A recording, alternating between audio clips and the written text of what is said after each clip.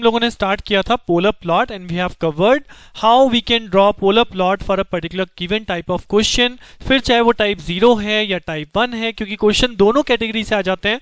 It has given that you have to draw the polar plot of a type 1 system, और it can be straight forward given like gs is equal to 10/s s+1 s+2. इसके लिए आप polar plot को draw कीजिए. तो आप polar plot draw करना सीख चुके हैं.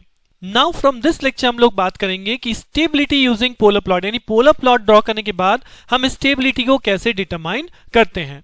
और स्टेबिलिटी के रेफरेंस में आप कुछ यहाँ पे नई टर्म देखने वाले हो, सुनने वाले हो. That is called gain margin and phase margin. ये डिफरेंट टर्म्स हैं जो हम स्टेबिलिटी से रिलेटेड देखेंगे. So what are these term, चलिए डिस्कस करते हैं in our lecture.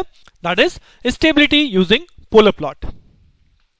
So polar plot of different system last lecture में हम ऑलरेडी देख चुके हैं. These are the different examples जो हमने पुटअप किए थे, और डिफरेंट पोलर प्लॉट हमने जो बनाए थे वो यहाँ पे आपके सामने मेंशन है.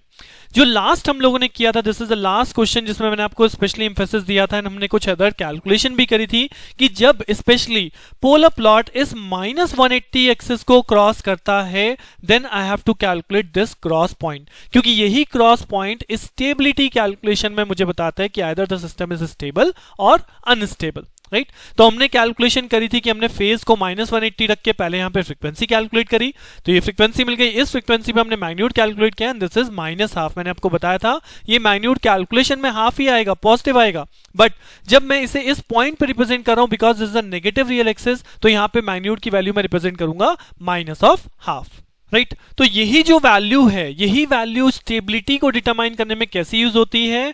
अब ये जो मैग्नीट्यूड कैलकुलेट किया है for stable system, this value must be less than -1, यानी कि जो हमने -हाफ कैलकुलेट किया है, this value must be less than -1. और यू कैन से अगर हम माइनस के रेफरेंस में बात करें तो this value must be greater than -1, अगर आप -1 के रेफरेंस में बात करो. बट यहाँ पे -1 वाला जो पॉइंट है, अगर मैं पॉजिटिव के सेंस में बोलूंगा तो this magnitude must be less than 1. तो ये जो मैग्नीट्यूड आपने कैलकुलेट किया, ये वैल्यू 1 से कम होनी चाहिए. राइट, तो जैसे कि अगर मैं इसी ग्राफ की बात करूं तो ये ग्राफ, क्योंकि यहाँ पे वैल्यू जो है हमारा -हाफ आ रहा है, दैट इज -1 क्या होगा, -1 इस पोलर प्लॉट से आउटसाइड होगा. तो this type of polar plot says the system is stable. But वहीं पे अगर आप कहें कि आपका जो डायग्राम होता वो सपोज आपने ऐसे बनाया और ये डायग्राम आपका -1 यहां अंदर कवर अप कर लेता है. सपोज ये क्रॉस पॉइंट कितना आया, सपोज -6 और व्हाटएवर इससे भी ज्यादा है, व्हाटएवर -∞, कुछ भी आप ले सकते हैं. But in this case this -1 is covered inside the polar plot, then it is called unstable system. Right, और अगर आपकी कंडीशन ऐसी बनती है कि आपका पोलर प्लॉट जिस पॉइंट से क्रॉस हो रहा है, इस पॉइंट पे मैग्नीट्यूड एग्जैक्टली क्या हो जाए, exactly this is equal to -1, यानी मैग्नीट्यूड इज इक्वल टू 1. तो इस केस में आप इस पॉइंट को बोलेंगे that is called marginally stable.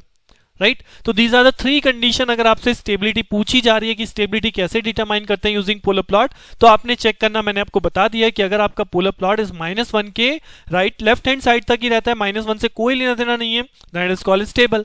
अगर -1 को उसने कवर अप कर लिया, दैट इज कॉल्ड अनस्टेबल. और अगर -1 से ही पास हो रहा है, ये उस क्रॉस पॉइंट पे वैल्यू -1 है, that is called marginally stable. तो आप किसी भी पोलर प्लॉट में इसी बेस पे स्टेबिलिटी चेक कर सकते हैं.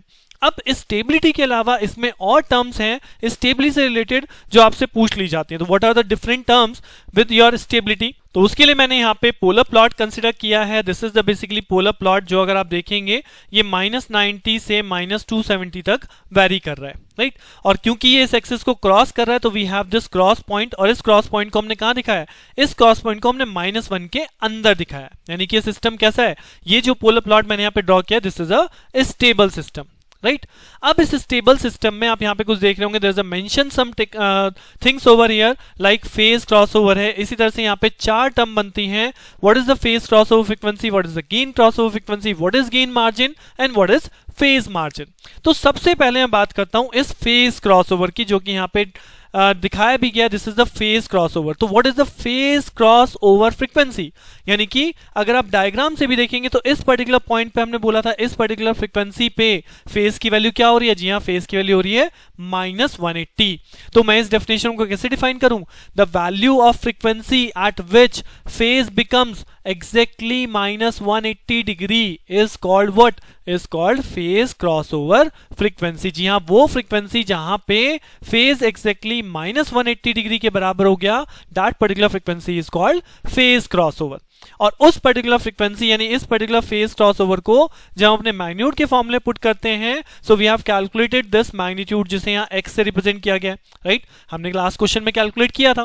तो अब जब आप ये x कैलकुलेट कर लेंगे तो इस x की हेल्प से हम कैलकुलेट करते हैं gain margin. And what is the value of this gain margin और what is the formula? So formula आपको यूज करना है, gain margin is equal to 20 log 1 upon mod of g j omega p. That is, what is omega p? Omega p is phase crossover frequency.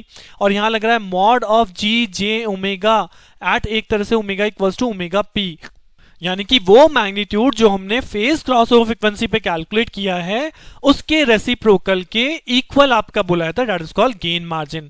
It is the reciprocal of the magnitude at phase crossover frequency. So this is simply 1 upon under root of G J omega P. और अगर इस diagram के respect में बात करूं तो यहां हमने इस मैग्नीट्यूड को कितना दिखाया है, x। तो what is the gain margin? Gain margin in short GM become 1 upon x, right? Reciprocal of this magnitude. But इस गेन मार्जिन को हम डेसिबल में रिप्रेजेंट करते हैं, तो way of to represent the in decibel that is 20 log of this value. So 20 log इस value को आप कन्वर्ट करेंगे, वैल्यू को कैलकुलेट करेंगे, then you will get gain margin in decibel, right?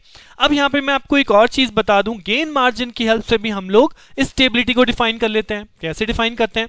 अगर यहां पे आप कंसिडर करो, अभी हमने जो क्वेश्चन किया था वो वैल्यू -1 से कम थी, राइट? इस x की वैल्यू क्या है? x की वैल्यू लेस देन 1 है।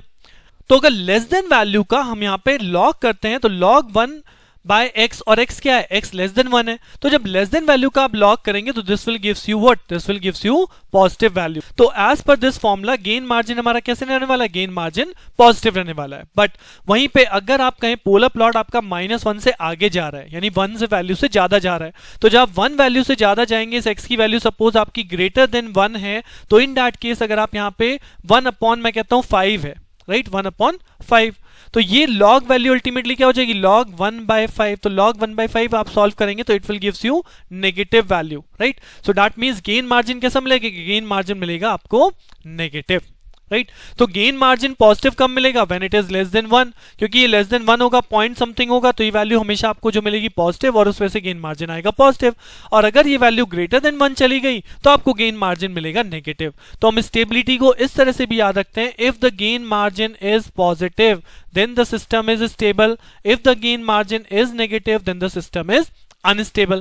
And what is the case of marginally stable? Marginally stable में क्या है? ये x वैल्यू जो है ये क्या हो जाएगी? Equals to 1। So that means अगर आप log 1 करेंगे तो log 1 इज ऑलवेज 0, यानी गेन मार्जिन क्या हो जाएगा? गेन मार्जिन हो जाएगा 0 dB, राइट? तो मार्जिनली स्टेबल के लिए गेन मार्जिन 0 हो गया। तो अगर गेन मार्जिन के रेफरेंस से स्टेबिलिटी डिफाइन करनी है तो we have 3 condition, and what are those condition? Gain margin positive, system stable; gain margin negative, system unstable; gain margin is equal to 0, system marginally stable, right? तो gain margin के reference में आपको, क्योंकि 2 marks में gain margin बहुत बार पूछ लिया था, गेन एंड फेज क्या होते हैं, सो दैट्स व्हाई मैं आप लोगों को गेन मार्जिन यहाँ पे पूरी तरह से बता रहा हूं। नाउ द नेक्स्ट टर्म जो यहाँ पे हम लोगों ने देखी, फेज क्रॉसओवर हो गया हमारा। फेज क्रॉसओवर से क्या निकला? Gain margin. The next 2 terms are, now what is gain crossover frequency and what is phase margin, right? So now what is gain crossover? So gain crossover वो frequency है जहां पे मैग्नीट्यूड 1 हो जाता है। जी हां, अगर आप मैग्नीट्यूड को 1 पुट करके ओमेगा कैलकुलेट करें then we will get gain crossover frequency. और अगर यहाँ पोलर प्लॉट में बात करूं तो पोलर प्लॉट जो यहाँ पे मैग्नीट्यूड हम स्टार्ट करते हैं वो इनफाइनाइट से चलता है, तो इनफाइनाइट से डिक्रीज होते होते होते होते कहां पहुंचेगा? ये पहुंचेगा 0 पे। तो कहीं ना कहीं मैग्नीट्यूड क्या हुआ होगा? कहीं ना कहीं मैग्नीट्यूड 1 हुआ होगा। तो उस पर्टिकुलर मैग्नीट्यूड की वैल्यू को बुलाता है गेन क्रॉसओवर फ्रीक्वेंसी। अब यहां पे कैसे शो की गई इस वैल्यू को? यहां पे वैल्यू शो करने के लिए यहां पे एक -1 पे आपने एक सर्कल को ड्रॉ किया है ऑफ यूनिट रेडियस। ये सर्कल आपके पोलर प्लॉट को जिस पॉइंट पे कट कर रहा है, suppose this is the polar plot और ये यहां कट कर रहा है, तो that cut point is called gain crossover frequency. इस पॉइंट पे जो फ्रीक्वेंसी है उसी को हमने बोला है गेन क्रॉसओवर, राइट? अब इस पॉइंट से हम मेजर करते हैं फेज मार्जिन, राइट? तो फेज मार्जिन का क्या फॉर्मूला है? अब इस पॉइंट से हम यहां से लेके यहां तक का एंगल मेजर कर सकते हैं ना, this angle is phi, right? So ये बचा हुआ एंगल क्या हो जाएगा? Phi M. तो this particular phi M is called phase margin and this phase margin is written as 180 degree plus phi, right? This phase margin is given as phi m is equal to 180 degree plus phi. This is the formula you will calculate the value of phase margin, right तो चलिए मैं यहाँ पे एक example के तौर पे आपको बताता हूँ कि सपोज आपका जो हमने फेज मार्जिन कंसिडर करना है कैसे किया है। सपोज ये आपका पोलर प्लॉट है, यहाँ पे आपका -1 सपोज बाहर है फॉर एन एग्जांपल, जैसा कि अभी हमने यहाँ पे देखा। तो जब ये -1 बाहर है और आप इससे एक यूनिट रेडियस सर्कल कंसिडर करेंगे, so it will cut over here, और ये हमारा क्योंकि फ्री एंड है तो इसलिए मैं इस पॉइंट को डिटरमाइन नहीं कर सकता। किसी का ये पॉइंट यहाँ पे हो सकता है, किसी का पॉइंट कहीं और हो सकता है, बट होगा कहाँ, होगा इसी क्वाड्रेंट के अंदर, ये तो श्योर है। अगर आप इसे यहां से बना रहे हैं, चाहे यहां से बना रहे हैं, चाहे यहां से बना रहे हैं, आप कहीं से ही बना रहे हो, बट आप इसी क्वाड्रेंट के अंदर इस क्रॉस पॉइंट को लाएंगे अगर आपका पोलर प्लॉट -1 के अंदर है तो, राइट तो इसका मतलब है ये जो एंगल यहां से मेजर होगा, this angle is what, this angle is negative, क्योंकि हम क्लॉकवाइज मेजर कर रहे हैं, वी आर मेकिंग क्लॉकवाइज ना, तो ये फाई का एंगल क्या होगा, फाई का एंगल नेगेटिव होगा। लेकिन हमें फेज मार्जिन चाहिए, phase margin was what, phase margin is this particular angle, this is called phase margin. तो इसलिए यहाँ पे फॉर्मूला क्या है, 180 डिग्री में अगर आपने इस नेगेटिव वैल्यू, जो भी यहाँ से फाई की नेगेटिव वैल्यू आई, सपोज ये नेगेटिव वैल्यू आई -100, तो अगर मैंने इसे ऐड कर दिया तो what will get, I get 80 degree in positive, तो फेज मार्जिन कैसा आएगा, पॉजिटिव। बट वहीं पे कंसीडर कीजिए आपका एक केस है जहां पे अनस्टेबल कंडीशन है। अनस्टेबल का मतलब सपोज आप इस केस को ऐसे कंसीडर करते हैं, आपका पोलर प्लॉट यहां है and this is the -1 point, तो जब भी आप इस पे एक सर्कल ड्रॉ करेंगे तो ये कहां कट कर रहा है, ये इस पॉइंट पे कट कर रहा है, राइट तो यानी कि क्वाड्रेंट चेंज हो गया ना। अब अगर इस पॉइंट पे कट कर रहा है तो इस पॉइंट को अगर मैं अपने ओरिजिन से मिलाऊं और यहां से इसका एंगल मेजर करना शुरू करूं तो that is what, that is something greater than 180 degree, right -180 से भी ज्यादा, क्योंकि नेगेटिव में मेजर होगा ना। तो ये अप्रोक्सीमेटली सपोज आपने बोला 260 डिग्री आपका एंगल है, अप्रोक्सीमेटली -260। अब अगर इस वैल्यू को मैं 180 डिग्री में ऐड भी करूंगा तो what will I get -80 degree, यानी कि जब आपका अनस्टेबल सिस्टम है तो फेज मार्जिन कैसा आएगा, फेज मार्जिन नेगेटिव आएगा, राइट सो दैट मीन्स जो चीज हमने गेन मार्जिन के लिए पढ़ी वो फेज मार्जिन के लिए भी एप्लीकेबल है। दैट मीन्स आप डायरेक्टली लिख सकते हो, for a stable system gain margin and phase margin both must be positive, और अगर कोई भी एक नेगेटिव है या दोनों ही नेगेटिव हैं तो उस केस में आपका सिस्टम अनस्टेबल है। और जैसे कि मैंने गेन मार्जिन 0 बोला था, सेम अगर आप -1 पे कट कर रहे हैं, अगर आपका पोलर प्लॉट जो है -1 से ही पास ऑन हो रहा है तो -1 वाले जो एक्सिस होगी वो इसे -1 पे ही कट करेगी, राइट -1 पॉइंट पे कट करेगी, तो इसका मतलब है हमारा जो फेज मार्जिन है वो भी क्या हो जाएगा, वो भी 0 हो जाएगा। In that case our system is marginally stable. तो स्टेबिलिटी कैसे डिटरमाइन करना है यूजिंग पोलर प्लॉट, ये तो बहुत सिंपल है। -1 के अंदर तो स्टेबल, -1 के बाहर तो अनस्टेबल। बट उसके बाद आप गेन मार्जिन, फेज मार्जिन या फेज क्रॉसओवर, गेन क्रॉसओवर क्या होते हैं उन सबको यहाँ पे डिफाइन करते हैं, और इस पे theoretical question most of the time बन जाता है कि गेन ऑफ फेज को हम कैसे डिटरमाइन करते हैं फ्रॉम द पोलर प्लॉट। क्योंकि अगर मैं यहाँ पे न्यूमेरिकली बात करूं तो न्यूमेरिकली आप इस फेज क्रॉसओवर और मैग्नीट्यूड को तो निकाल सकते हो, नहीं आप एक्चुअल वैल्यू गेन मार्जिन की बता सकते हो, बट आप एक्चुअल वैल्यू फेज मार्जिन की कैलकुलेट नहीं कर पाएंगे because it is a free hand curve, और फ्री हैंड होने की वजह से ये जो पॉइंट है ये आपका वेरी कर सकता है, तो ये एंगल वेरिएशन हो जाएगा और इस एंगल वेरिएशन से हर एक का आंसर चेंज हो जाता है। बट अगर यहाँ पे सिस्टम स्टेबल है तो जो फेज मार्जिन आएगा that will be positive, some positive value, अब चाहे किसी की 40 आए, 50 आए, 60 आए, दैट नॉट डिपेंड्स, बट वो सिस्टम स्टेबल ही कहलाएगा। तो अगर कैलकुलेशन आती है तो करिए जरूर, बट अगर थ्योरेटिकली निकले आता है तब आपको पता है स्टेबिलिटी यूजिंग पोलर प्लॉट कैसे डिटरमाइन करनी है।